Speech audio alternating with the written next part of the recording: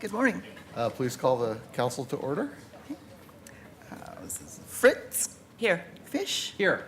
Udaly, Wheeler, Saltzman. Here.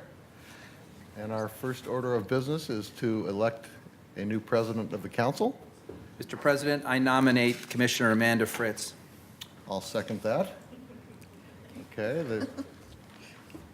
Any further discussion? I want to disclose I have no conflicts of interest. Commissioner Fritz has Okay. offered me no monetary or non-monetary consideration for my vote.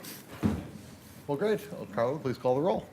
Fritz, Well, I would note that Commissioner Udaly has done an absolutely fabulous job as President of the Council in her rookie 6 months, and so I very much appreciate that. It's a load that I'm going to be carrying for the next 6 months. Just for people at home and those wondering, this is largely a ceremonial position which rotates. There's not any particular significance to it being my turn. And its chief functions are in a disaster. The President of the Council serves on the Disaster Policy Commission and also in the Mayor's absence runs the City Council meetings. Those are the two most major things that we do. And so I'm proud to accept the responsibility for the next 6 months. Aye. Fish, Congratulations. Aye. Saltzman. Congratulations. Aye. Officially hand you the All right. Thank you very much. and the gavel. And the gavel. Now you're in charge of the meeting. Indeed so. All right. So, as usual, we are asking everybody to observe the rules of decorum in the City Council chambers. If you like something, do twinkle fingers or thumbs up. If you don't, then twinkle fingers down or thumbs down. Please don't make noises during people's testimony, as it tends to disrupt and make the meetings longer. And anybody who doesn't follow the rules of decorum will be asked to leave. And if they don't, then there'll be more serious consequences. Hopefully we are all working together to make City Council something that's safe and welcoming for everybody. With that, please call communications item number 752. Request of Dennis Morrow to address council regarding Village Gardens. He called and is not able to make it. Okay, thank you. 753. Request of Chris Sobroto to address council regarding Village Gardens. Welcome. All you need to do is state your name for the record. We don't need your address, and you have 3 minutes. After 30 seconds to go, there'll be a beep to warn you you're nearly up, and at the end, it'll be a lot of beeps. So please wrap up at that point. Great, Welcome. thank you. Chris Sobroto. Good morning. I'm the program director at Village Gardens at Janus Youth, and as a person who has seen the power of working collaboratively to create change in our communities, I'm simply here to thank the city for your support over the years. I want to tell you a quick story about food. Many people talk about food as a problem. We don't have enough of it. We don't have the right kind. We can't afford it, or it's hard to find time to cook it. But there is also a different story. There's a story of food as a solution that has created safe neighborhoods, economic independence, and healthy, connected communities. So Village Gardens is based in North Portland affordable housing neighborhoods, and they are layers and layers to what we do. We grow food, cook food, sell food, and share food as a means to build community resilience.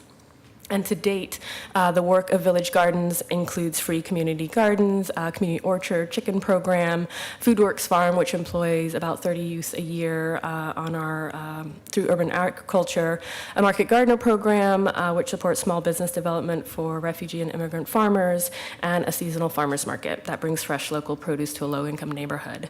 And thanks to the ongoing support of the city, Village Gardens also hosts Village Market. It's the only nonprofit grocery store in the city that actually authentically puts healthy food on a level playing field. Village Market came out of a 2-year community process in New Columbia, which is Oregon's largest affordable housing neighborhood. Community leaders identified that the neighborhood needed a grocery store that was easy to get to, that was affordable, that carried culturally relevant and healthy options, that provided a place of employment for neighbors, and did not sell alcohol, tobacco, and lottery tickets. And it's been around for almost 6 years now. And what has been a game changer for the neighborhood is the introduction of the Good Food Program through the support of the Portland Children's Levy. The Good Food Program gives SNAP-eligible customers a 30% discount on fruits, veggies, bulk, whole grains, dairy, eggs, and other healthy pantry items. And so last year, we were able to provide over $12,000 in good food discounts. And we were able to provide 18,000 apples, oranges, and bananas free for kids on their way to and from school. So, and in the last year, the purchase of produce overall has increased by about 20%. We currently have 11 neighbors who are hired as staff in the market. We stock whole tilapia, goat meat, teff flour, and seasonally, produce is stocked with certified organic vegetables from our youth farm and market gardener families. So we serve about 400 customers a day, with over 30% of our sales through SNAP. So we also have a pilot project that over the next year is working with partner organizations across North Portland and St. John's to distribute $30 in veggie vouchers to about 200 participants. And we've seen an 80% redemption rate just in our first month, with over $1,300 in veggie vouchers spent on fresh fruits and vegetables throughout the neighborhood. So, you know, we know the food system that exists simply doesn't work for low-income communities and communities of color, so it's all about creating models that provide options and autonomy, and the city's ongoing support of Village Market is a truly integral part of the solution. So I just really want to thank you, thank the City Council for making this community vision a possibility. Chris, Thank since Dennis isn't here, can I just ask you 2 questions? The first is, tell us about the farmers market, hours of operation, where it's located, and how people can get more information. Yeah, our farmers market is every Thursday from 4 to 7 through August 31st. And what's really exciting about it, all the vendors are from the neighborhood. So they're first-time folks trying to figure out what it means to start a business and do retail and kind of work around all those barriers that might be in place for folks at bigger, more established markets. So yeah, it's on Trenton and Newman. And Chris, let me just say, you are a fantastic city partner, and we're so proud of this partnership. The county and the city jointly invest in Village Market along with Home Forward. You said something in your speech, in your remarks, that I think should be called out. You said that the Village Market doesn't sell alcohol, tobacco, or lottery tickets. And there are some who would say that without those 3, it's very difficult for a small neighborhood grocery store to be successful. And the fact that you have persevered and have bucked that trend, and also the fact you continue to highlight healthy food, particularly healthy food the closer you get to the register, which again goes against the grain of most grocery stores, Right. is to be applauded. So on behalf of the city, just know how proud we are of this partnership. Thank you. Thank you so much. Thank you. And thank you, Commissioner Fish, for getting the dedicated ongoing money to supplement that. It's something that I'm very proud of supporting with you. Next item, please. Item 754, request of Robin Ryan to address council regarding facilitate introductions. He called and is not coming. Thank you. Next one then, please. 755, request of David Keefe Davis to address council regarding stalking away the First Amendment, targeting of cop watchers, whistleblowers, and activists by the city. And I don't see Mr. Davis, so next item, please. Is 756, request of Mary Pavito to address council regarding state efforts to reduce toxic air pollution. I don't see Ms. Pivito either. If she comes a little later, we might be able to see if we can pick that up, but otherwise hope that she will reschedule. Okay. I know things are still happening at the legislature, so she's perhaps down there.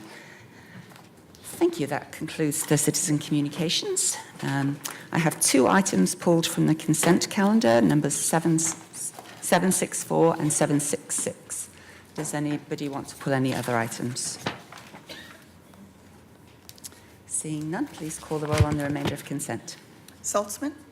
Aye. Udaly? Fish? I'm pleased to support the consent agenda, but I want to call out item 759 and the action we're taking to appoint new members to the Portland Utility Board. And pleased that so many quality people in our community have stepped up and have offered to serve. Particularly pleased that Hilda Stevens is joining the pub. She owns Bozzi Beer Brasserie and serves as president of the Hawthorne Boulevard Business Association. And I think is an example of the sort of, the type of person that we're seeing who is stepping up and volunteering to serve in our utility oversight body. We're very pleased that these individuals have agreed to serve, and we thank them for all their time and energy. Aye. Fritz. Aye. We're a little ahead of schedule for the time certain at 9:45. I do see a firefighter in the back. Are you here for 766? Yes. So if you could please read 766, we'll take that. That was pulled off the consent agenda. If that's okay with you, Commissioner. Yep, that's fine. Oops. 766, authorize a purchase order with Skeeter Brush Trucks LLC for the purchase of 3 wildland brush trucks for a not-to-exceed amount of $700,000. And I believe Mr. Lightning pulled this. Would you like to come and tell us your concerns, or would you like to have the staff presentation first? Okay, so if you could come forward and do a presentation, thank you.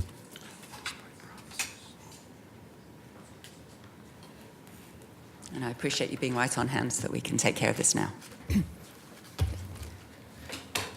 Good morning, Commissioners. My name is Jay Guo, Senior Business Operation Manager for Portland Fire Rescues. So today with me is Fire Marshal. Good morning. My name is Nate Takar. I'm the Fire Marshal, Portland Fire and Rescue. So we are here to present an ordinance requesting Council's authorization for purchase of 3 brush units from Skeeter Brush Truck Company. This vendor is selected through from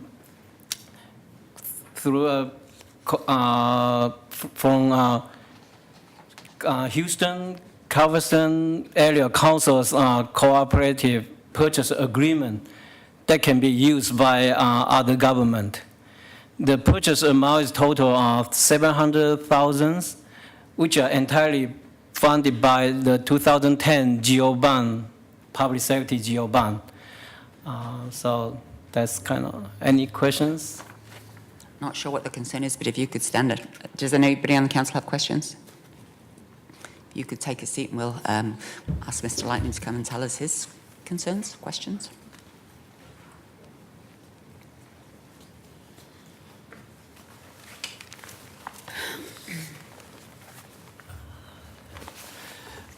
Yes, my name is Lightning. I represent Lightning Super Watchdog X.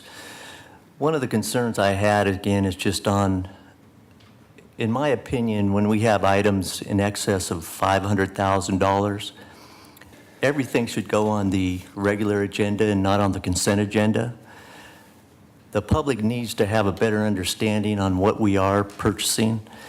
And one of the things I just wanted to ask on these wild brush trucks is, do we currently have these type of trucks owned by the city?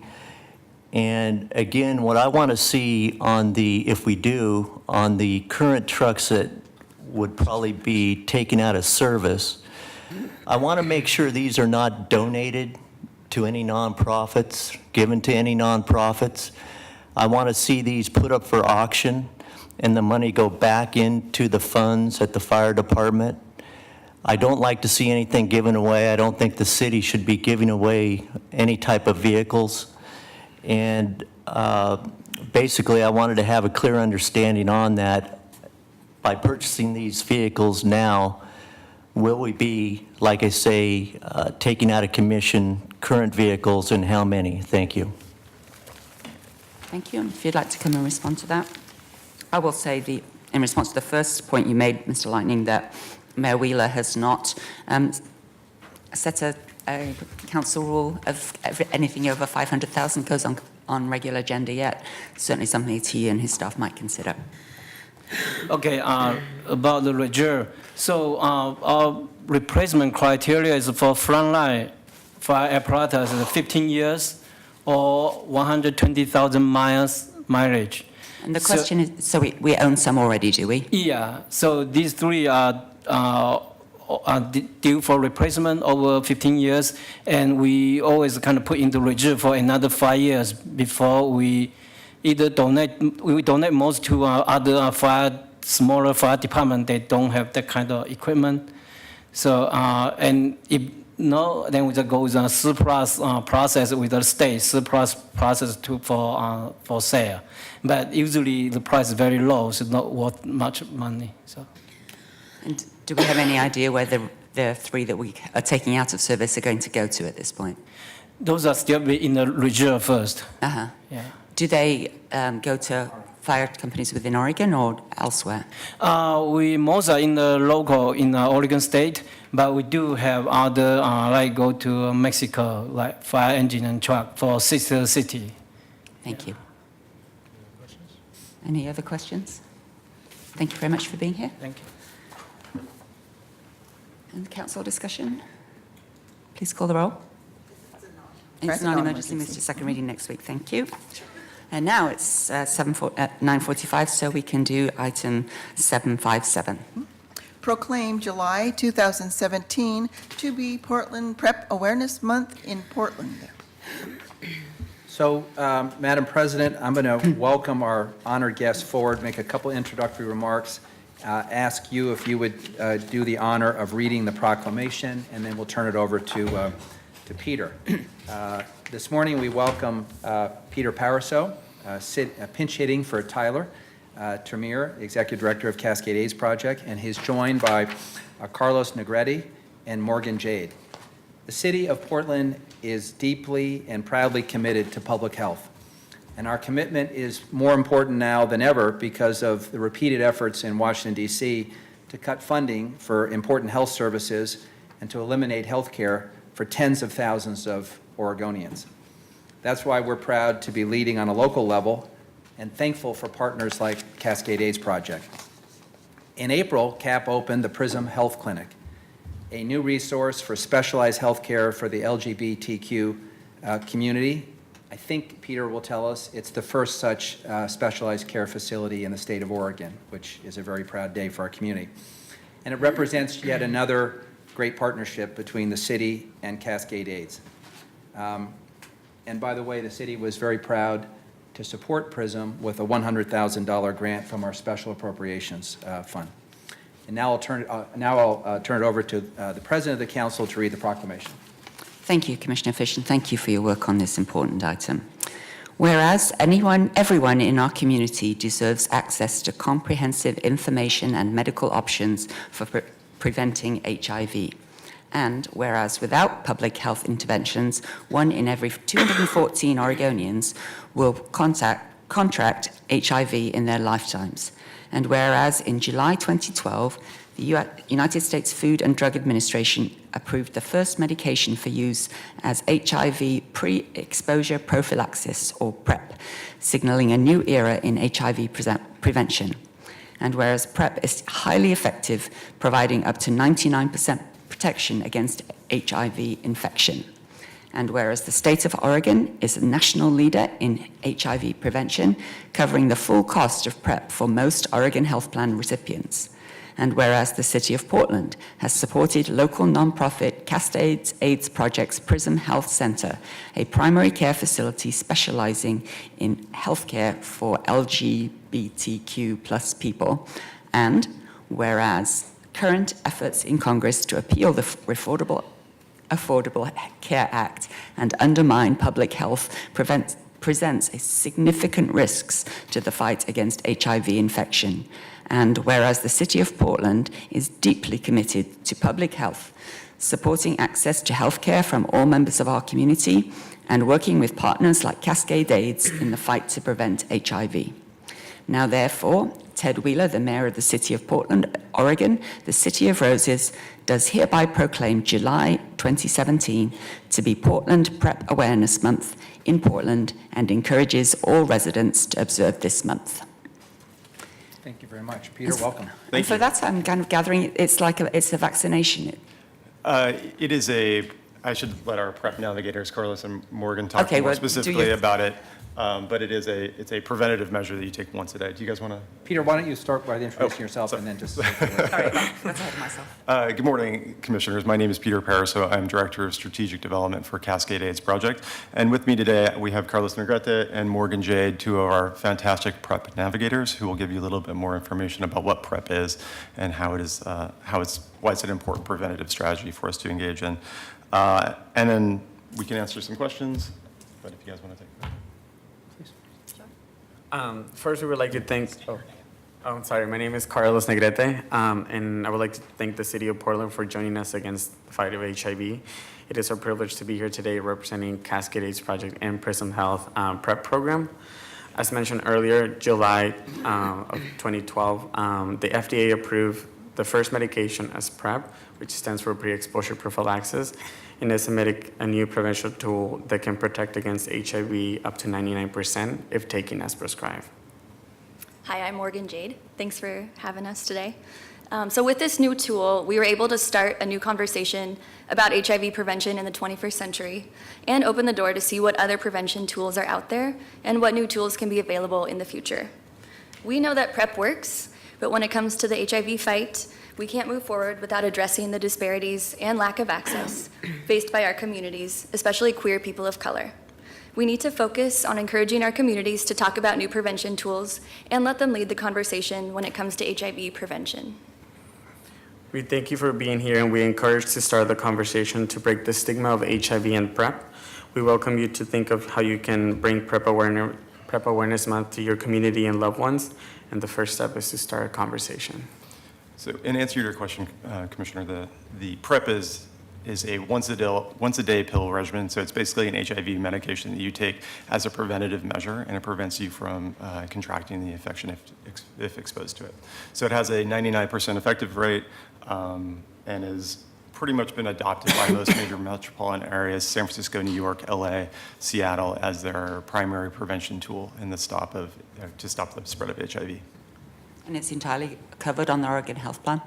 It is entirely covered by the Oregon Health Plan. I mean, we are fortunate in Oregon to have a really robust insurance program for PrEP and for HIV care in general. So, for private insurance, it can be a little bit more complicated. The copay, it's an expensive drug, so a month of PrEP, although it has recently been deemed to be a generic sometime, probably the end of this year, but a month of PrEP costs about $1,500. And so private insurance oftentimes has some significant co-insurance requirements for drugs of this type. So we work with our PrEP navigators to make sure that people have access to copay assistance from, either from the drug manufacturer or from the Oregon Health Plan to help offset those costs. So our goal is to make sure that everybody has access to PrEP, regardless of their ability to pay. Peter, I have just a question, but first a comment for people new to the council. Peter is actually a veteran of this building and worked for former Mayor Sam Adams. So welcome back. Thank you. And Tyler was in D.C. recently as part of a large demonstration in support of protecting the Affordable Care Act. And I saw some of the press coverage, and I was really alarmed at some of the consequences of repealing the Affordable Care Act on the LGBTQ community. And I wonder if you just take a moment to give us kind of a very high-level sense of what's at risk if we repeal the ACA.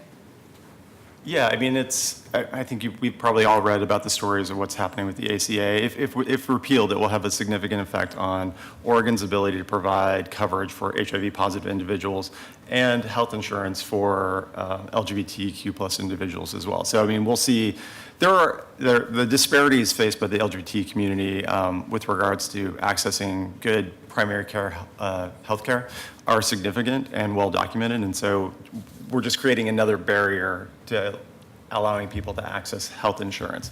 I mean, I don't have the numbers at my fingertips, but we'll see a significant reduction of the number of people covered in our program, and there may be some risk of, depending on how Medicaid, how they want to restructure Medicaid, how well Oregon Health Plan is going to be able to cover the things that we're currently covering now.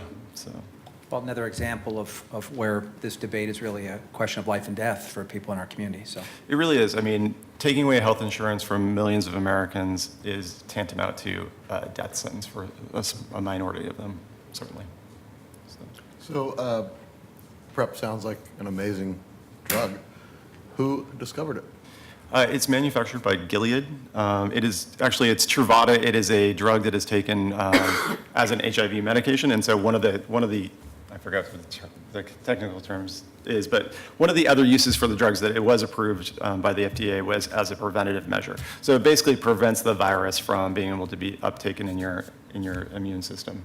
Right. It basically kind of builds a shield around your immune system cells. And so if someone is to get HIV in their body, they have this barrier around all their cells, so the virus can't get in and start replicating. And in order for it to start working, you have to be on it, for example, for 7 days, and depending on the risk that you, or the exposure that you have, there's a time period that you have to be on it in order to work. And we currently, we're offering a PrEP clinic out of Prism Health, which is our LGBTQ plus specific primary care facility that you guys help fund, so thank you for that. And our goal is to have basically a one-day turnaround time to get people PrEP. So you come in, if you're at high risk, you fall into one of the risk categories and you're a candidate for PrEP, we will hopefully be able to do the blood work all in one day and send you on your way with a prescription for PrEP that you can fill either through mail order or at your regular pharmacy in that same day.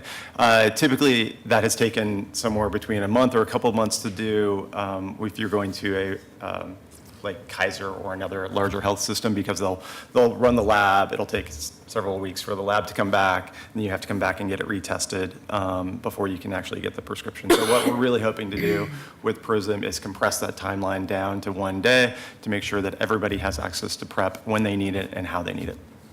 Great, thank you. Peter, before we close out this item, you've got a couple of events coming up, including 2 big events this fall. Why don't you tell us about them? Oh, sure. Thank you for the opportunity.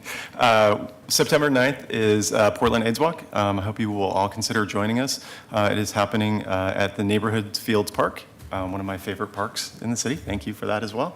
And that is, I believe, starts at 11 a.m. on September 9th. And then the next event that we're having is our World AIDS Day celebration and lunch, and that is going to be not actually on World AIDS Day this year because of the way the day fell, but it will be on December 4th, and that will be happening at the Nines Hotel. So again, we'd love for City Council to join us at that event. Thank you very much. Any questions? Did you want to take a picture, Commissioner? Sure, let's do that, yeah.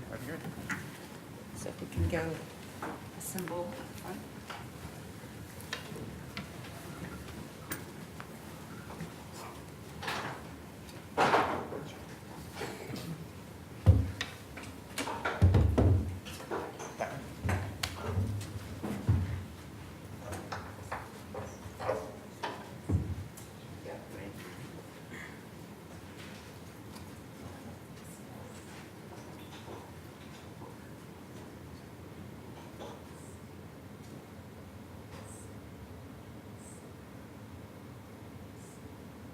Perfect.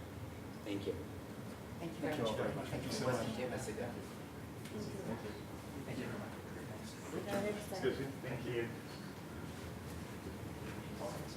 you.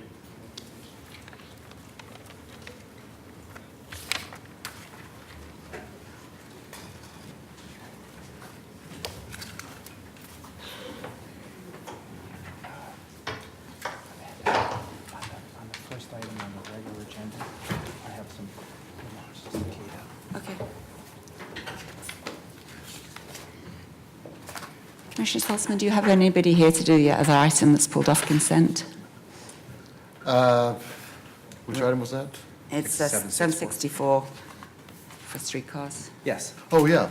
Yeah, we do have people here. Okay, so let's do that one next, and then we'll go into the regular agenda. So please read 764.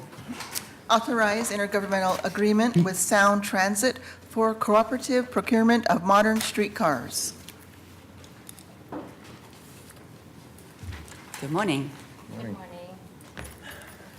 I believe this was originally on consent and was pulled. Yes. So I'll speak briefly and then wait for questions and comments.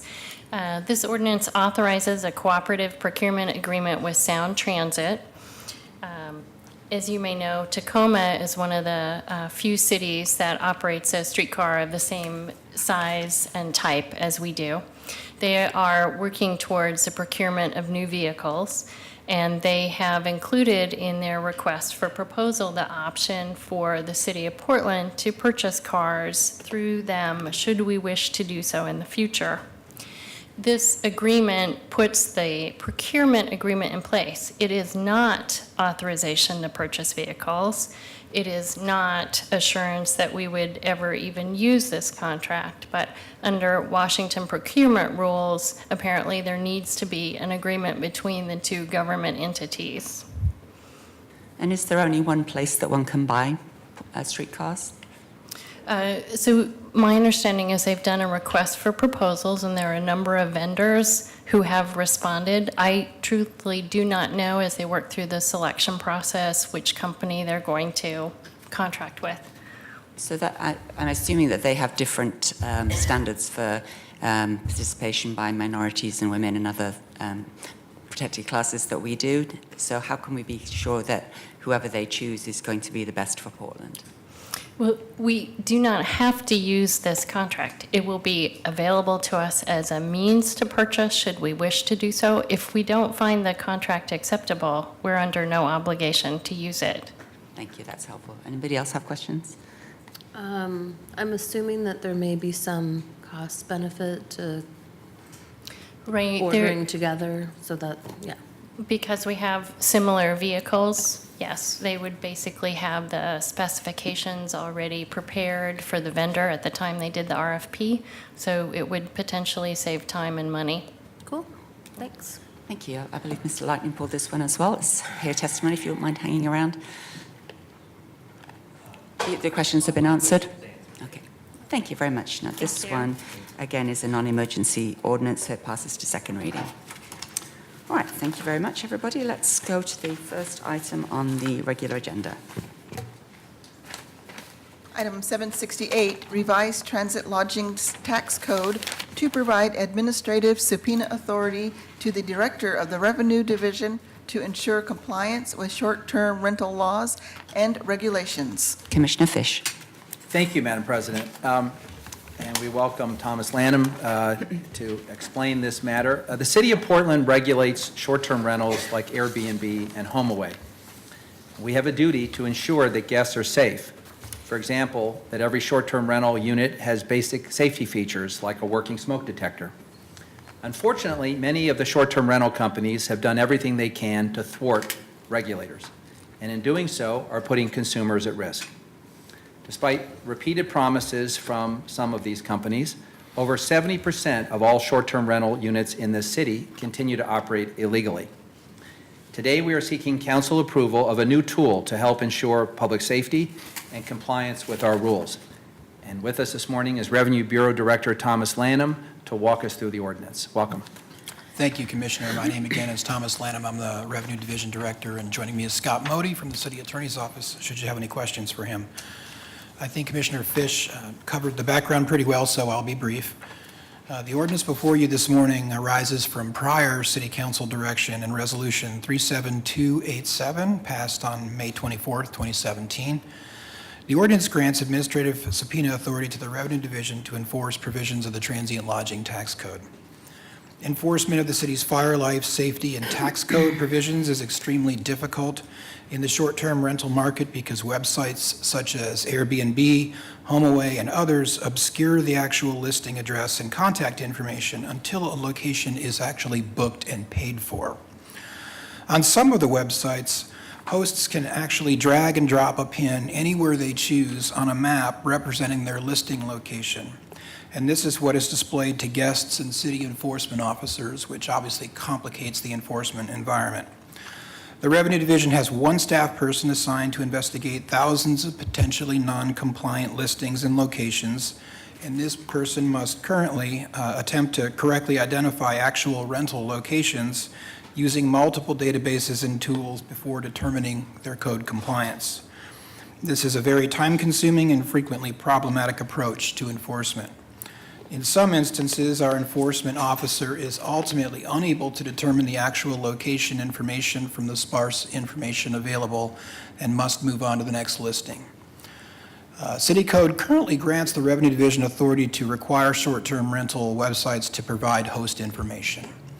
The division has attempted to exercise this authority on multiple occasions, including assessments of thousands of dollars in civil penalties, but the short-term rental websites have refused to comply, citing federal preemption. Many of the websites have taken the position that absent subpoena authority, the Revenue Division cannot require them to provide host data. Subpoena authority is necessary to quickly and accurately identify short-term rental listings and locations. If this ordinance is adopted by council, it is our intent to request only that information which is necessary to enforce the city code and no more. Such information will, at a minimum, include the listing address, host, manager, or agent name and contact information, and any other records necessary to validate the listing, the legality of the listing or the location. And I'm happy to answer any questions that you may have. Questions? So we have a letter from Airbnb that states the city council should reject the ordinance because it conflicts and is preempted by the Federal Stored Communications Act, or SCA, which was passed to protect due process and privacy rights. Is that true? Well, Are we preempted by the SCA? Commissioner Scott Modi for the City Attorney's Office. I believe we are not. City Charter, specifically Section 2-105A1, which is the police power provision of the charter, we believe allows council, and then by delegation under 2104, to give us, that is the city authority to issue the subpoenas.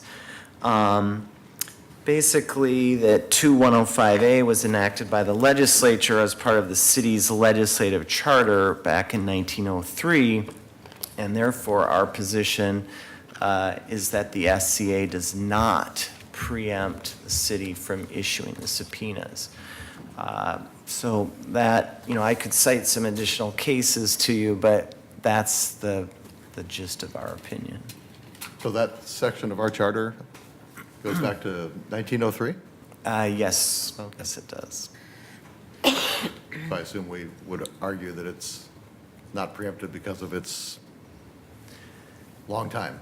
Yeah, and Going I back think. to antiquity almost. Sure, and there's provisions in the SCA that specifically state if there is a state authority, that is a state authority to issue a subpoena, then the SCA does not preempt. And by basically analogy, because the city's charter was effectively adopted by the state legislature, we get the same authority. Okay, thank you. Let me just add my 2 cents on this. I haven't seen the letter from Airbnb, but I will say, having reviewed the record in the HomeAway litigation, which is about a foot or 2 feet of pleadings that both Ken and Scott in the legal department have worked on, we may disagree. We probably disagree on a lot of things with some of these big internet short-term rental companies. One thing we can agree on is their creative use of legal arguments to thwart regulators. And they have every right to claim every single preemption and defense known to man.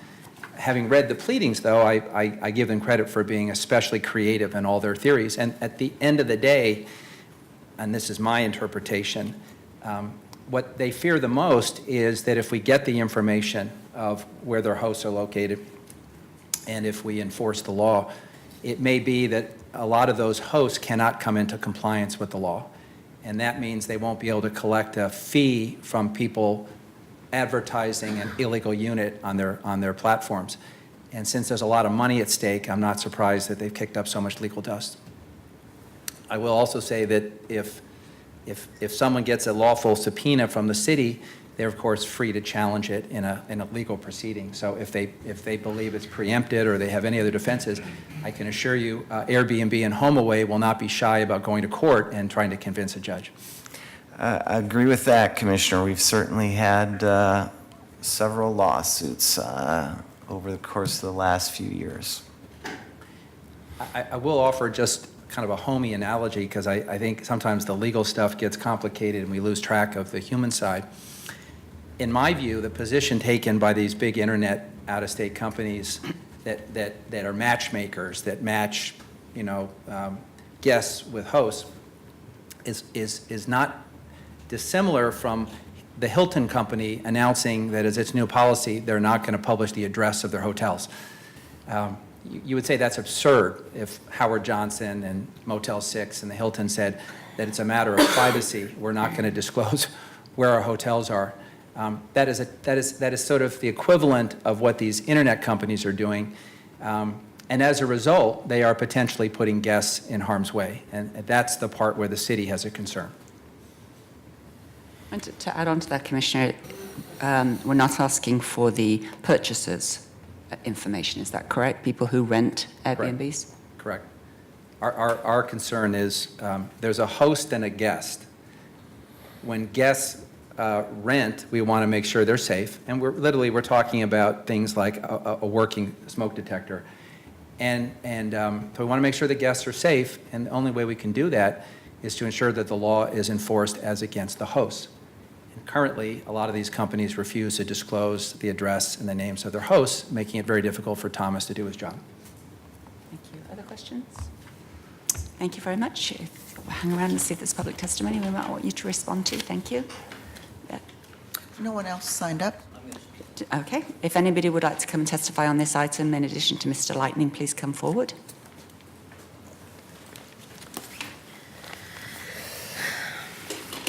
Good morning. Yes, my name is Lightning. I represent Lightning Super Watchdog X. One of the things that Airbnb and HomeAway, and I suggested when some of the representatives are here, is a course on the smoke detectors. And I wanted to take it one step farther to also have a fire extinguisher in every room. And I think they were open to those ideas, and it's my understanding that Airbnb and HomeAway are also beginning to have units that are inspected for a certain plan that they offer to certain guests that state that these units have been inspected for safety purposes, to make sure these units are safe is, in my opinion, the main objective on these type of units. And again, it's my understanding they're moving forward in a positive manner in that direction. Now, on the SCA Act and the privacy issues, I'm at total agreement with Airbnb and HomeAway from their position, and I feel that they will challenge you and possibly, when we're talking on the charter itself, in effect in 1903, I think we would all agree that a lot of these things are outdated and not up with the times, and we have to really look at this again to understand the direction these high-tech companies are going. And when we're talking about something put in place in 1903, I really don't think they were thinking in the Portland location of Airbnb and HomeAway and the amount of dollars they're bringing into this city, basically through the world, as far as on how they're operating their businesses. I think in the long run, we'll see the true benefits to the city. And again, safety is my #1 priority too on any type of unit, whether it's just apartment buildings, hotels, or again, Airbnb and HomeAway. So I think they're moving forward and making progress. Thank you. Good morning, Mary Sipe. There's another safety issue that I think should be brought forward that a lot of people aren't aware of, and that's the safety of neighbors where these units are being occupied. In the building that I live in, there was a problem for about a year with people subleasing their units through Airbnb.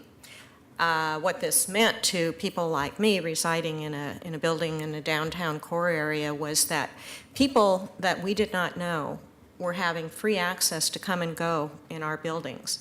And the unfortunate thing was that the management had no way of identifying what units except by what the neighbors were telling them. So this proposal that you have, this ordinance, will also help management companies in buildings where people are illegally subleasing through these venues to protect the people living in those buildings from, who knows, might be renting these spaces just to get into that building. And so that's just another safety feature. And so I fully support this and appreciate what the city is doing in this arena. Thank you. Thank you. Council discussion? This is an emergency. Please call the road. Saltzman? Well, I appreciate this action here, and I do think issues around whether it's constitutional for us to require these records will be no doubt determined by the courts. But it's our step here to move the ball forward here and act on behalf of our residents and our guests who visit our city to make sure that they are safe. That is the prime imperative. Aye. Udaley? I'm very pleased to see this ordinance go into effect. Short-term rental hosts are operating businesses out of their homes. We require businesses to have permits. We require businesses to have fire inspections and working fire extinguishers. I just find it nonsensical that short-term rental hosts would be treated any differently. We have an obligation as a city to enforce our code, especially around safety for the guests in these short-term rentals. And as Mary said, there is a problem with safety for neighbors and neighborhoods. I live across the street from 2 Airbnbs. And there's also the issue of the impact on our housing stock. And without the addresses and names of these hosts, we have no way of knowing whether hosts are listing illegal, full-time, year-round Airbnbs. So that is another issue of mine. And frankly, these companies have created platforms where they aid and abet their hosts in flouting local rules and regulations. So I'm thrilled to vote aye. Fish? So I appreciate the eloquent words of my colleagues. Let me just step back for a second and make sure everyone understands what we're doing today and what we're not doing today. What we're not doing today is preventing companies like HomeAway and Airbnb from operating legally in our community. That question has already been decided. What we are doing today is giving the Revenue Bureau another tool to ensure that people are following the law. And to those who would like to frame this as part of government run amok and the regulatory state run amok, let's be clear about what the obligation of the Revenue Bureau is. It is to ensure that someone has obtained a business license, is paying taxes, and that the units are safe. As Commissioner Udaley noted, those are the obligations we impose on every business in our community. And where we are talking about the safety of a guest, we have, I think, even a higher burden of ensuring that the unit is safe. We have been fought and resisted at almost every juncture over the last few years in our efforts to enforce basic health and safety laws. And I'm very pleased that in the last 6 months, this council has taken so many affirmative actions to attempt to bring the industry into compliance with the law. I want to thank Ken McGeer and Scott Moda for the outstanding legal work they've done. A lot of it's unheralded, but these companies litigate every question extensively and appeal every issue until they settle. And we're seeing a pattern of obstruction, litigation, and then settling in some city and establishing the national precedent. It'd be a point of pride, I think, for our city if we became the standard that other cities then can piggyback off of in ensuring public health and safety. Again, I want to thank the voters that overwhelmingly passed Measure 26-194, which gave us the authority to update our code to adapt to changes in technology. I'm proud to serve on a council that issued a subpoena demanding that Uber turn over certain records. And today's action is another in what I consider a sort of a suite of actions we've taken with the primary purpose of protecting public health and safety. God help us the first time someone is seriously injured or worse in a unit that is not safe, and we didn't do everything in our power to ensure that our basic health and safety laws are enforced. I'm very proud to support this today. Aye. Fritz. Well, thank you, Commissioner Fish, for your leadership on this. I did learn in correspondence with an Airbnb host this year that it is possible to put the permit number on their platform. It's not mandatory, however. So there's obviously many things that we could do, and I share my colleagues' concerns for safety and inspections. Every other business has to do that. Why should these be exempt? When it comes to issues of healthcare, with my 27 years as a registered nurse, my colleagues often defer to me. On issues of law, I always take Commissioner Fish's guidance on his legal mind as to the issues that some of the platforms have raised. And on affordable renting housing, obviously Commissioner Udaly is the leader in experience, and I appreciate her thoughts on this one. So it's more complicated than it might seem, and still this is, I believe, another step in the right direction. Aye. So I believe 769 has been pulled back to the Mayor's office, so please read the title. Authorize application to the U.S. Department of Justice, Office of Community-Oriented Policing for a grant in the amount of $625,000 for the fiscal year 2017 COPS Hiring Program grant program to partially fund 5 police officers for 36 months. Without objection, return to the Mayor's office. 770, please. Accept bid of Titan Utilities LLC for the Middle Housing Rainfall-Derived Inflow and Infiltration Pilot Project laterals for $3,922,244. Do we have a procurement person here? We either have procurement or Scott Gibson. I had some talking points, but normally the council, should I frame it and then see if the council has questions and we can set over?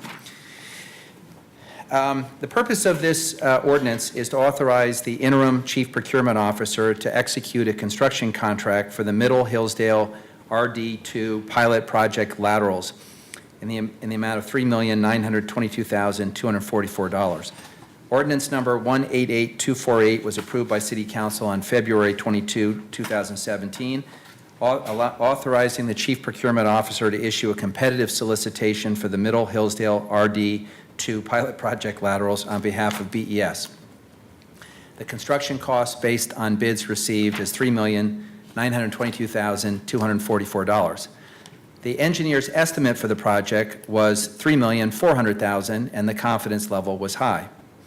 Based on the bids received, BES anticipates the construction contract to cost $3,922,244, which is 15% over the engineer's estimate. The Middle Hillsdale RD2 pilot project, which is a fancy word for rain-derived inflow and infiltration pilot project, will rehabilitate house laterals to keep stormwater and groundwater out of sanitary sewers in the Burlingame Basin of southwest Portland. The City of Portland has found that to achieve needed RD2 reduction in the system, rehabilitating the mainline sewer system and laterals is necessary.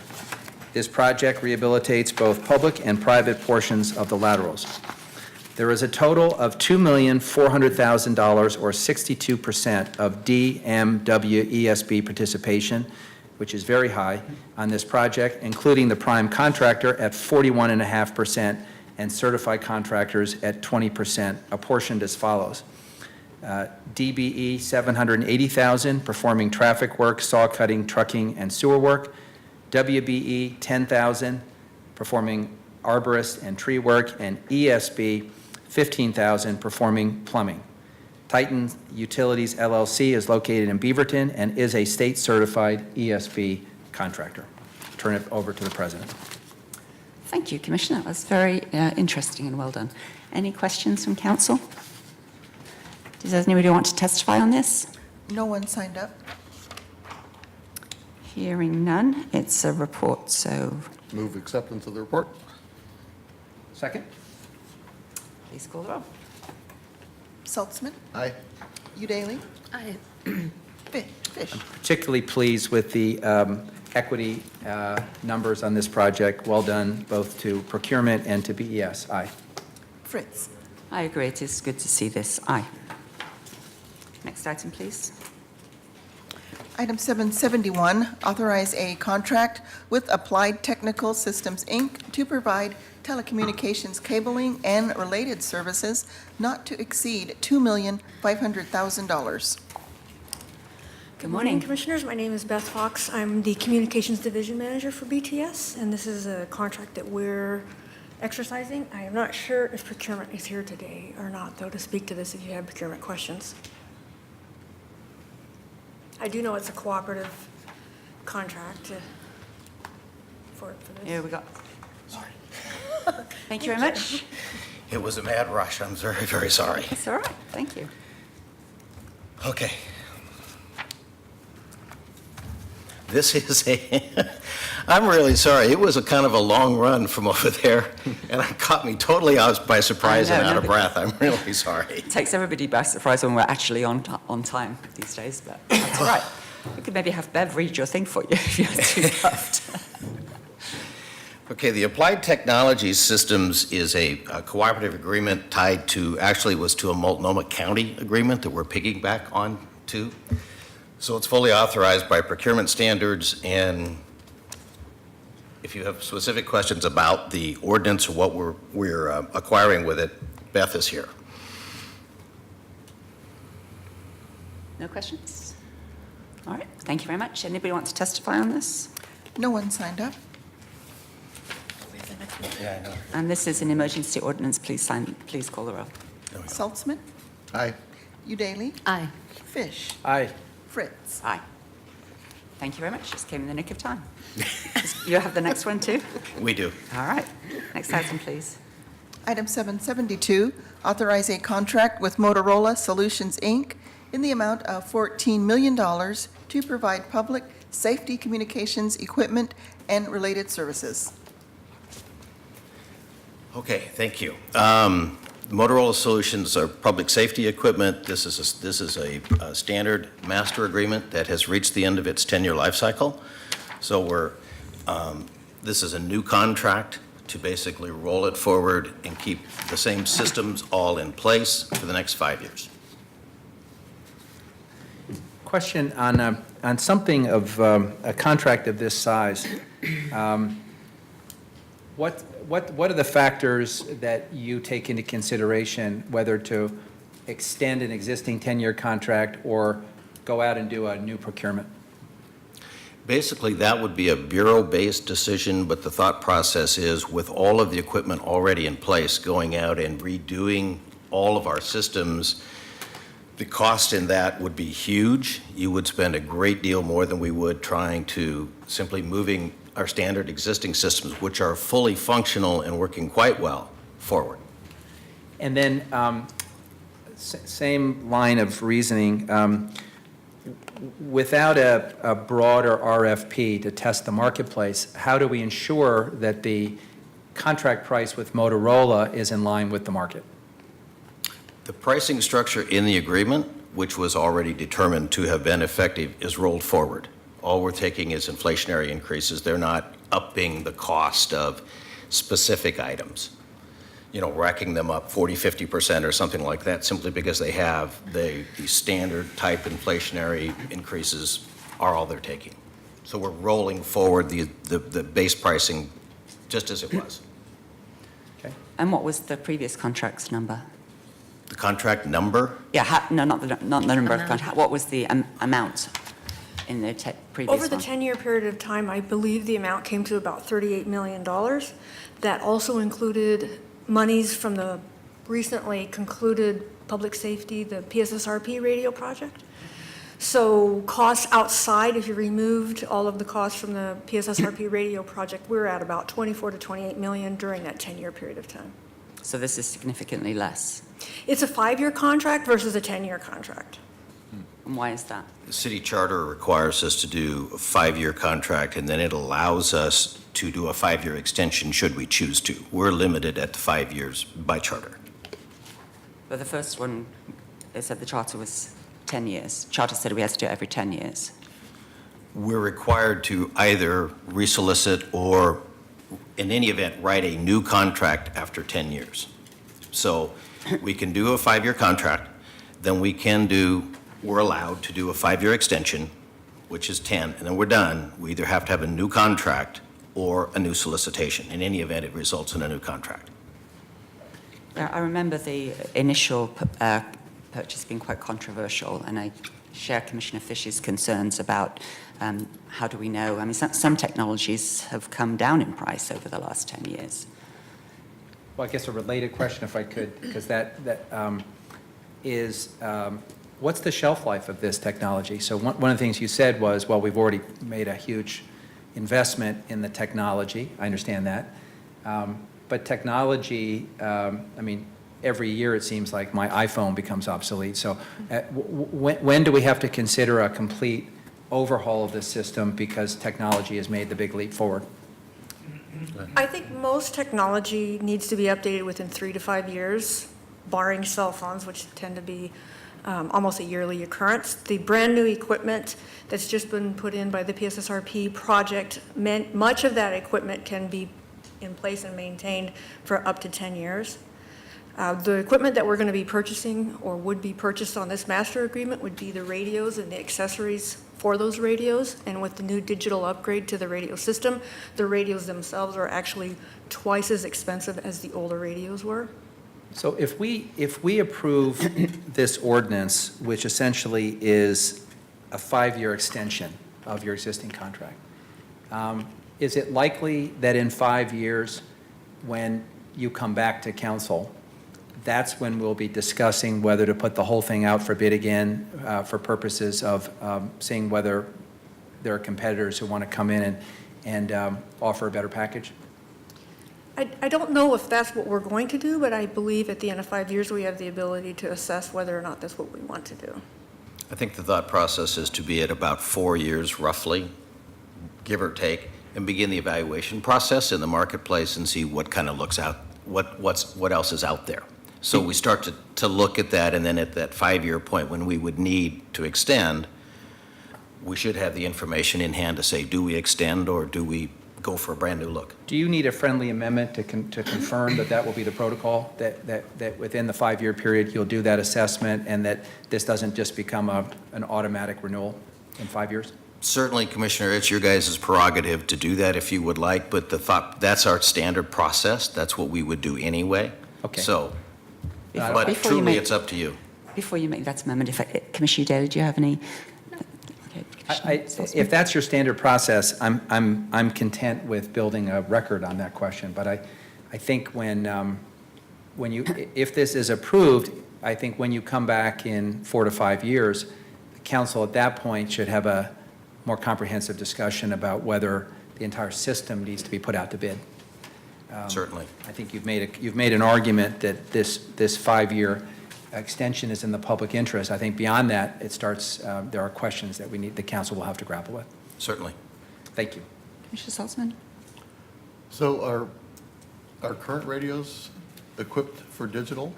Yes, we just concluded the PSSRP radio project, ended at the end of the fiscal year, and we're completely on digital today, and so are the majority of all of our stakeholders. So all the handheld radios used right now are digital, Yes. but the replacements, this authorizes payment for the replacements as the equipment wears out. and Sure, we stuff have like that. a lot of radios that are in apparatus as well, and many times the vehicle radios need to be repaired for one reason or the other, but this allows us to purchase replacements. Okay, thanks. Is there currently an active contract? I noticed this one previous one expired in May. Has there been some kind of carryover that has the city or any of our partners been prevented from or allowed to continue buying since this contract expired? No one has been prevented. The PSSRP contracts to the end of the fiscal year allowed us to purchase if there was anything that came in on that. I've spoke to stores recently, and then we do have a state contract in place that allows us to make smaller purchases. If anybody had a very large purchase, I would say over 10,000, we may not be able to leverage the state contract, but we can today. So this is down as emergency ordinance, but the current contract's already expired in May. Colleagues, I'm feeling I don't have enough information to vote on this today, particularly in the absence of the mayor. It's a $14 million contract.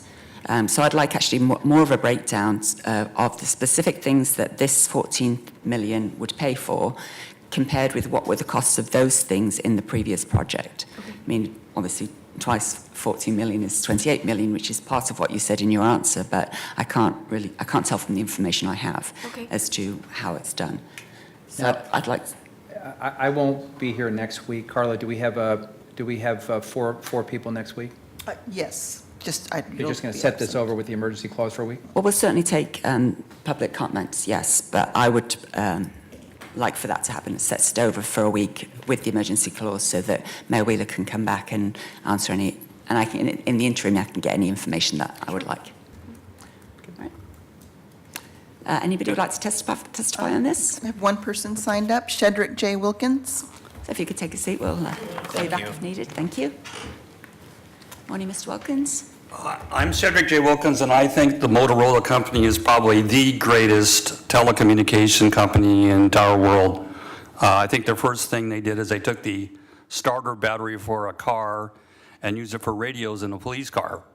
And I think, too, that people talking can convey a lot more information than a bunch of digital bits going into a computer. I mean, people can say a building is City Hall, south of City Hall something's happening. They don't have to go into the address and drags everything down. So I learned this when I was a scout in the Army. People talking can convey information faster and respond faster, assess situations. You can say everything looks okay. You know, there's no need to send a lot of bits over the phone. Another thing too is we do have hard drives with a lot of information like city locations. There's no need to send a lot of high-speed information over the air. Okay, there really isn't. Also, Motorola is a robust company. They made these little walkie-talkies for the Army, and you can bang them and do anything you want with them. So they work in different kind of weather. The military insists on that. That's why things cost a lot of money in the military. They just don't assume it works. You start getting another company that has cheaper or something, you may risk that under certain conditions it won't work. So that's all I'm going to say. Motorola is, in fact, Motorola almost beat Intel to the 32-bit processor in 1986. For a voice communication company, came this close to issuing in the 32-bit processor. And Intel, they tied up, and Intel's got better lawyers or whatever. It's a true story, that a voice communication almost got into the digital age of the computer. It's headquartered in Chicago, Illinois, which is pretty much the center of the United States. And I could only dream about working for such a company. So that's it. Thank you. Commissioner Fish, since you won't be here next week, would you like to make your friendly amendment, and then we'll just vote on next year? No, I was persuaded from the testimony that that's part of their practice. Okay, thank you. Any other comments on this one? So we'll set it over till next week. Please read the next item. Item 773, direct the Portland Housing Bureau to adopt median income and maximum monthly rent guidelines. Second reading, call the roll, please. Saltzman? Aye. Udaley? Aye. Fish? Aye. Fred? Sorry. Reclaiming my time. One of the challenges we have in government is we use a lot of jargon and acronyms that obscure things. And in the housing world, we're as guilty as in any other area. And when we had a presentation on this, the director of the Bureau said we're moving away from using MFI and instead using AMI. Well, I don't find MFI or AMI very, very helpful. So just to underscore what we're doing today, we're updating the guidelines. But to put the human face on it, when we talk about very poor people that cannot access affordable housing in our community, we're talking about people who make 30% or less of the area median income. And for a single person, that's $15,000 a year. And for a family of 3, that's $20,000. And I just think we ought to take one moment to reflect on a family of 3 earning $1,600 a month pre-tax. And from those resources covering rent, food, clothing, medical expenses, incidentals, emergency, and all the other costs of living. And the answer is, it's impossible. And that's why we have programs which subsidize the housing for people who are at 30% of area median income or less. It is also why we're seeing an increasingly people on our streets who have no resources and are battling addiction and mental illness because, frankly, we don't have the kind of housing they need to turn their lives around. And that is something I hope the council takes up in earnest in our next budget. Aye. Fritz. Aye. Sorry, I got ahead of myself there. Next item, please. Item 774, amend contract with TriMet related to development and funding of the Portland streetcar system and shared regional transit goals. Commissioner Saltzman. Thank you, Madam President. And this ordinance authorizes an agreement or an amendment to the existing 2012 master agreement between TriMet and the city for operations of Portland streetcar. The master agreement identifies each party's cost-sharing responsibilities for streetcar operations, and this amendment links the calculation of annual operations funding from TriMet to streetcars' cost per revenue vehicle hour. This allows the parties to develop and review budgets based on total vehicle operating hours, which is a good thing. Catherine Levine is here again from PBOT to explain in more detail or answer any questions council may have. Thank you. As Commissioner Saltzman indicated, this ordinance would authorize an amendment. It would be the first amendment to the 2012 agreement between TriMet and City of Portland. This is sometimes referred to as the master agreement between the two parties, in which they acknowledge their mutual goals of supporting regional land use and transportation outcomes for the City of Portland, that those are dependent somewhat upon public transit, both bus and streetcar, being available to provide frequent service. This amendment specifically ties our budgeting to a performance metric, which is the number of revenue operating hours provided, the amount of service provided. Questions? Did anybody sign up to? No one signed up. Would anybody like to speak on this? Thank you very much. It moves to second reading. Next item, please. Item 775, amend the boundary of the Southwest Gulf Court, Spring Garden Street Local Improvement District to construct additional street, sidewalk, and stormwater improvements 111 feet west on Southwest Spring Garden Street and create a new pending lien record for 3352 Southwest Spring Garden Street. Commissioner Saltzman. Thank you, Madam President. This existing LID, which is going to construction this summer, is another case study in which the Bureau of Transportation and the Parks Bureau are pooling their resources to achieve better results. We now have a developer who will help fund an extension of these sidewalks, and thus we are amending the boundary of this LID. And there will also be significant stormwater improvements along Stevens Creek.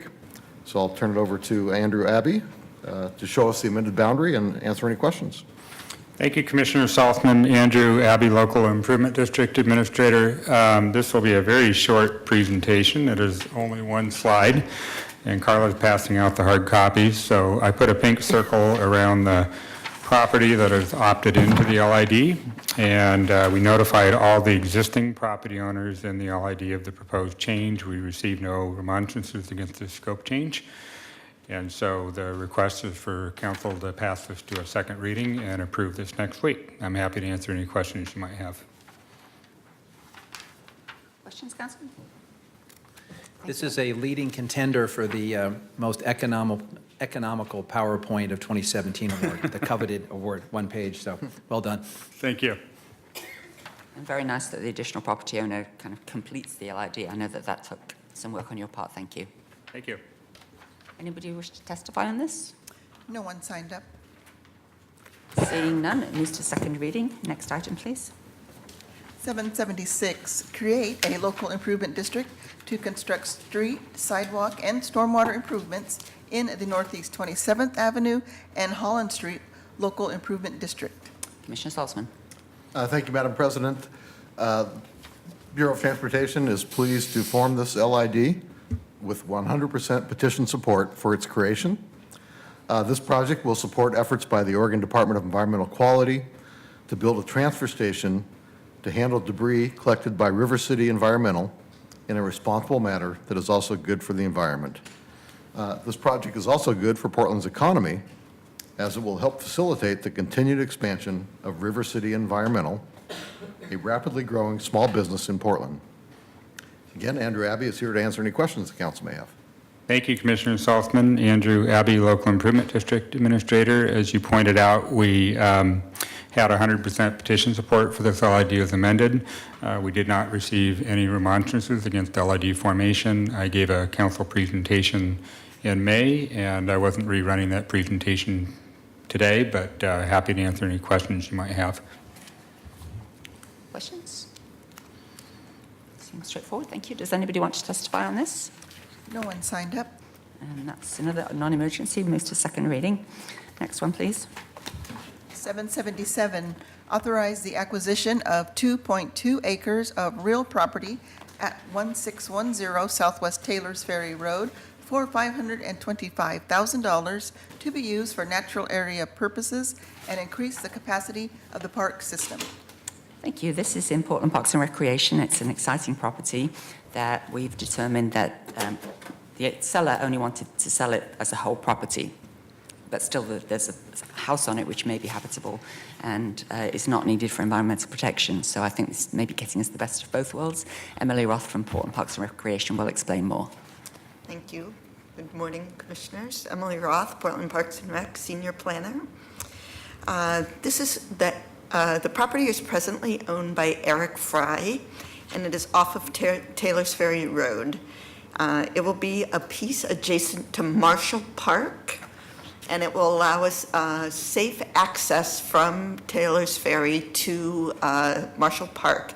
It also allows us to buy property that will increase our protection of Owl Creek and the riparian area. We don't often get this opportunity.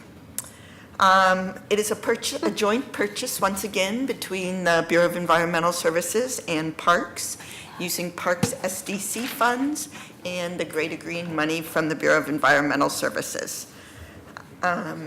We intend to protect a lot of the properties in the environmental zone, and so our intent is to restore the environmental zone and do a property line adjustment and sell off the house on the front for a property that would still be usable within the city of Portland.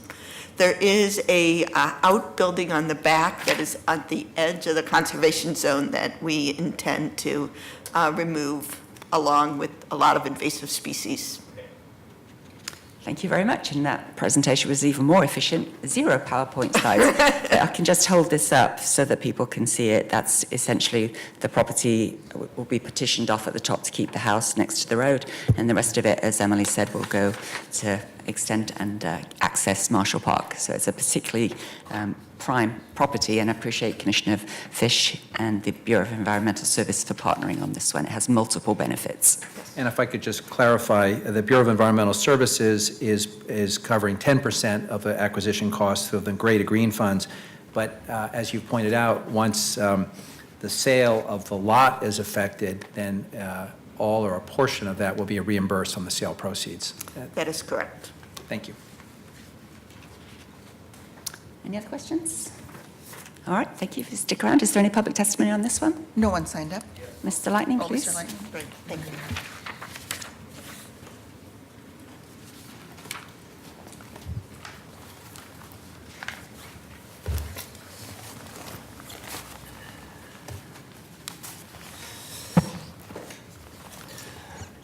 My name is Lightning. I represent Lightning Super Watchdog X.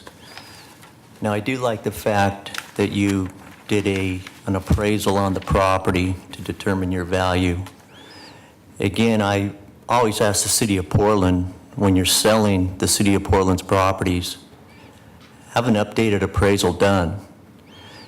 It's very important for the taxpayers of this city to have an understanding you are getting fair market values for these properties. Now, issue number 2, I do notice on the cottage, you're looking at demolition on this. My understanding, I guess the term might be reconstruction. Are you planning on using the materials again? Because we've heard time and time again that you're against demolition.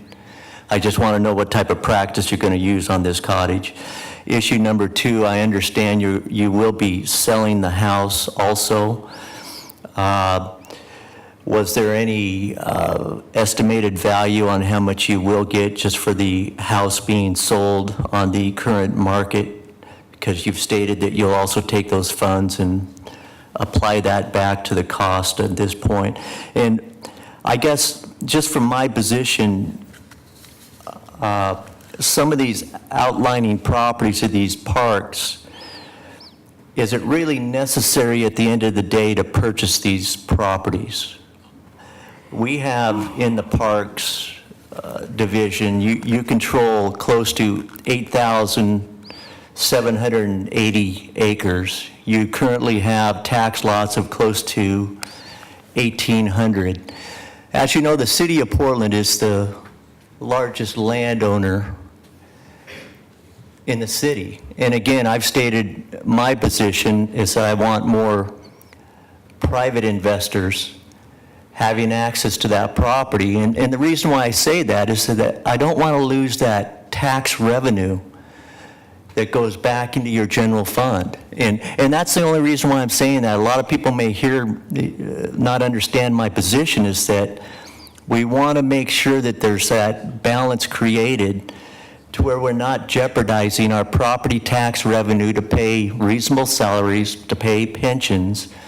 And that is my position, is just to make sure we're not acquiring too much real estate.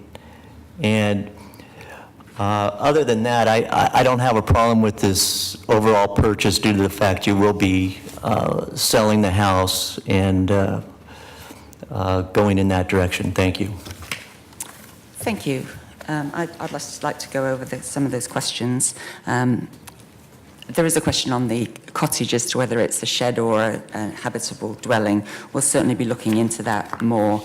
The whereas clauses don't direct some of the things that the direction does not reflect some of the whereas clauses, so we'll be able to do that as time moves forward. Certainly the value of the house is something that we'll find out. My guess is that it might even be more valuable on a lot of a reasonable size, because as we all know, property owners are responsible for maintenance of environmental zones, and that's a lot of land that now the city will be owning and maintaining. It is a crucial piece in between some of the other properties that, if fully developed, would significantly impact the environmental resources and Tryon Creek. So we're just going into it with the certainty that we are going to partition off, which is not an easy task, so that'll take some time. But we will be keeping the home in private ownership, hoping to do. We'll go through the usual surplus property procedure that Commissioner Fish pioneered. I suspect that there won't be any city bureaus or others that will be wanting to use it. It's in a low-density area with very poor transit service, so in terms of affordable housing, it doesn't have all that much capacity. So therefore, I think, Lightning, your point about keeping it on the tax rolls is a good one, and that is part of what we're doing. We do need to purchase it. So did you have anything else to add, Ms. Roth? I just wanted to say that the cottage or that outbuilding in the back is in very, very poor shape. It is collapsing.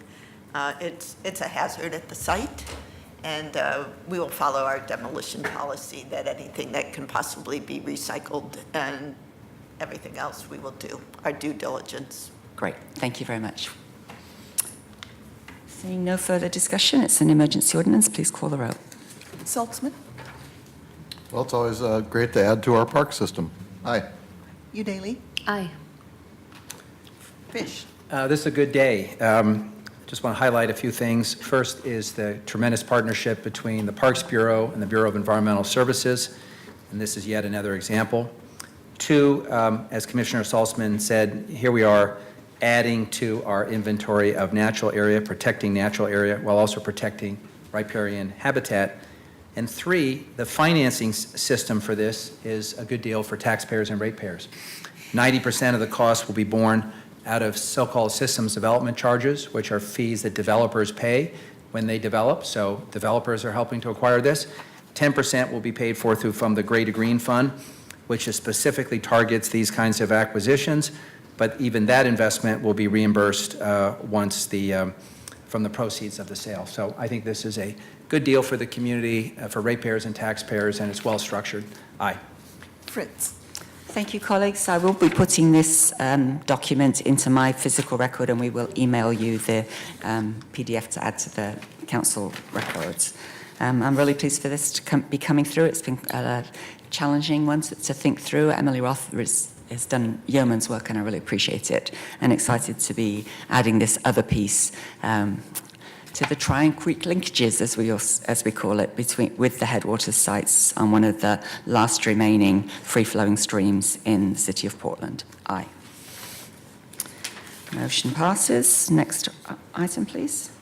778, authorize a competitive solicitation and price agreements for furnishing sewer improvements for non-conforming sewer construction, project number E08748, for an estimated $3 million annually. This is second reading. Any further discussion, colleagues? Please call the roll. Saltzman, Aye. Udaly, Aye. Fish. Aye. Fritz. Aye. Next item, please. 779, authorize an intergovernmental agreement with Energy Northwest in the amount of $8 million for the operations and maintenance of Portland Hydroelectric Project. Commissioner Fish. Madam President and colleagues, we're joined today by Gabe Salmer and Dave Peters to walk us through this, and here's a brief overview. In 1982, the city of Portland began the operation of the Portland Hydroelectric Project at Bull Run. Since the beginning, the city has sold the power to Portland General Electric, who operates, maintains, and repairs the facilities for the city. Since 1989, the Bureau of Hydroelectric Power has reported directly to the Portland Water Bureau. In the city's budget, its finances are kept separate from those of the rest of the Water Bureau. Proceeds from the sale of the power generation pay for debt service and project administration costs. All the excess profits go to the city's general fund. The power sales agreement with Portland General Electric expires on August 31st, 2017. Dave Peters and Gabe Salmer from the Portland Water Bureau are here today to update us on a new operations and maintenance agreement and a summary of the next steps to ensure successful operation of the hydroelectric project at Bull Run. Gabe, welcome. Thank you so much, Commissioner. That was a very nice overview, and I will let Dave Peters, our principal engineer, go through a little bit more on this particular contract. Thank you. My name is David Peters, Principal Engineer with the Water Bureau. Thank you, Commissioner Fish, for that introduction. Madam President, Commissioners. Commissioner Fish provided a nice overview of this contract, and so I won't go back over those details. But as he mentioned, the current power sales agreement is coming to an end. And because of that, we need to develop 4 agreements that will replace the agreement that we had with Portland General Electric. Those agreements will be coming to you at at several different times. Our next plan would be to come to you at the end of July with the power purchase agreement and the transmission maintenance agreement. This agreement is coming ahead of those because Energy Northwest will be doing the operations and maintenance of our facilities, and they will need to hire or relocate employees to Portland to start that operation on September 1st. And so we moved this one up to allow them time to go through that process to get people hired and trained to come out to our facility. For this agreement, we selected Energy Northwest because of their extensive experience in hydroelectric work. They run facilities up and down the West Coast. That was important to us because of their interaction as a public agency and their interaction with hydroelectric facilities. They bring us special knowledge to our facilities to provide the support for us. As a public agency, they're a nonprofit organization, so we were able to enter this intergovernmental agreement with them. One of the key things, though, that they bring is that it's not just the employees that will be on the site doing the operations and maintenance, but they have a strong bench in their organization that provides technical support to those employees that will be here. So the engineering, the management of that operations and maintenance will be provided by this organization. So we worked closely with the procurement office and the city attorney's office in developing these agreements. We have support from both those offices here if there's questions that I can't answer. And at this point, I'd be happy to answer any questions. Questions? Do they just operate hydroelectric facilities? No, they actually operate a variety of energy facilities. So they also do wind and solar and nuclear. So what do they used to be named? Energy Northwest sounds like one of those catchy names when agencies rebrand themselves. Didn't they used to be known as something else? I don't have their full history. But they do operate the one nuclear power plant in Washington State, I'm taking. They do. Operate and maintain They do that. currently, yes. Okay. Does that give us any pause for concern? No. So there was a comment by the City Budget Office in the fiscal impact analysis. It says, obviously, that it's $8 million for a 5-year term, and the first-year costs are expected to be $2 million. Given that negotiations for the new power purchase agreement, power transition agreement, and scheduler agreement are still in progress, it is uncertain whether the hydroelectric operating fund will have sufficient revenue from power sales to cover the estimated total costs.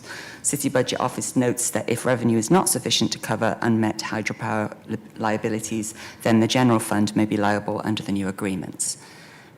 Could you comment on that, please? Sure. We've done, well, the negotiations have been going positively with Portland General Electric for the power purchase agreement. And we had a negotiating agreement Friday where we've agreed to all the commercial terms, and we're now working through the details of the financials. But all of our previous work on the financials of that contract indicate that we'll have a positive outcome through the life of this contract, which means revenues will exceed the expenses. So that's what we plan to bring back to you at the end of July, is that agreement, and we can talk some more about how we've done those evaluations and what that balance is. In terms of this agreement, this first year, we believe we do have enough funding to get through this first year, and regardless, we will have operation and maintenance cost during that first year that we'll have to take care of, and we believe that there's enough in our funds to be able to cover that. So at this point, we're feeling pretty good about the transition to these new agreements coming into place all at the same time. And so I probably speak for the whole council, is that should be a bottom line in your negotiations, that the general fund should not be at risk to bail out this function. Technically, the general fund has been at risk all along because, and as you know, this fund returns money to the general fund every year. In fact, I've had my eyes on this money for some other purposes. We are required to make a switch here. Portland General Electric no longer wishes to operate the facility, so we're making this change. And we're keenly aware of, we share your desire to make sure that we operate within the fixed system here. And so there's always been some risk to the general fund, even in the years when we were returning profits to the general fund. But we're required to make these changes, and we're using conservative assumptions, Commissioner Fritz, and we will be very mindful of the council's concern that this not become a burden to the general fund. That was exactly what I was hoping to hear. Thank you, Commissioner Fish. Further comments, questions? Would anybody like to testify on this item? Mr. Cedric Wilkins signed up. Thank you. Yeah, I'm Shedrick. I'm intrigued by this group about Commissioner Saltzman's concern about nuclear energy. I think Hanford was... Cedric, they actually have no plans to operate a nuclear power plant in the Bull Run watershed, but we'd happy to take a friendly amendment if there's a concern of the council on that. I'm making a comment about tainting a conversation by mentioning the fact that this group... Your mic is off there, sorry. deals with Could you press that button? Your Your mic microphone, got turned yeah. off. push the button. Yeah, it got turned off. It should be green. Okay. There you go. Yeah, I think there are like 6 major nuclear weapons facilities around the world, and we need to use nuclear power to clean it up. Centuries from now, we won't have any oil really, and the worst thing you can do is take a fence and padlock the thing. So if I wanted to, I could move to Richland. I used to like nuclear power and just live there and deal with that. Although, if there is any waste floating around or something, I'm probably shorting my life or something. It actually has a 50-foot cooling tower. It's a turbofan cooling system, not the big, huge hourglass concrete thingies. But anyway, I really am interested in the hydroelectric power system because it makes pure aluminum for planes, which you can't do with natural gas or anything. You have to have an electric furnace. You have to have an electric furnace to make silicon chips. And you have to have electric furnace for making uranium if you want to go on that side of it. But basically aluminum, everything's usually made out of metal nowadays, planes, not wood, and computer chips are running the modern world. They can do fairly intelligent activities, so drive cars. The thing about it is I am going to be very critical of the future about, although I like solar energy, solar cells, these things are basically off-the-grid technology that can run your phone or your computer or your lights. It is not a path to renewable energy. Actually, hydroelectric power is renewable, okay? The sun makes the water come out of the ocean, it falls on the mountains, and it runs down the generators. It is renewable energy. Okay, and like I say, you can make certain things, certain metals that you can't do with a fossil fuel furnace. They learned this in the Second World War. But I really would say that there's nothing wrong with people like are homeless, living off the grid in a sleeping bag, having a small solar panel power up their phone, their computer. Lithium batteries are great now for laptops to live off the grid. But I am totally against any concept about this renewable 2050. You're not going to put solar panels on all the roofs. You're not going to have wind generators all over the place. It's not going to work. So I side with the dam people. I side with the natural gas people. Somewhat a little bit restricted with the nuclear people. And, get it right that solar cells are only good for solar panels for small, off-the-grid kind of existence. Thank you very much. This is a non-emergency ordinance. It moves to second reading. Next item, please. Item 780, authorize intergovernmental agreement with Oregon State University in the amount of $10,178 for the Cascadia Subduction Zone at Bull Run Watershed Project. A second reading. Any further discussion? Seeing none, please call the roll. Saltzman, Aye. Udaly? Aye. Fish? Aye. Fritz? Aye. And the final item, please. Item 781, assess property for sidewalk repair for the Portland Bureau of Transportation. Thank you. Do we have somebody from the auditor's office? Yes, we do. Thank you. Good morning. I'm Sherry Matias from the Auditor's Office. I'm Mike Zeller. I'm an inspector with Sidewalks Department over at Maintenance Operations. This ordinance is for sidewalk repair on property that is required by the city. Any remonstrances have been pulled and are not in this assessment or ordinance. That was a remarkably concise. Is there a competition going on this morning There for might be. shortest presentation? Could I, since we're well ahead of schedule, and there's obviously a new sheriff in town, you know, we have a new president, and we're out of here at 11. In my prior life, when I was a homeowner, I paid for some improvements on my sidewalk, and as did all my neighbors.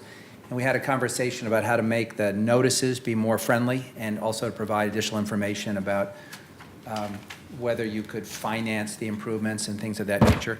Could I ask at some point, when it's convenient, just to get a copy of what we currently use as the template Sure. for notice? I'd be just Sure. curious about how it's been restructured. Yes. Yes, I can Thank you. provide that. I have a couple questions.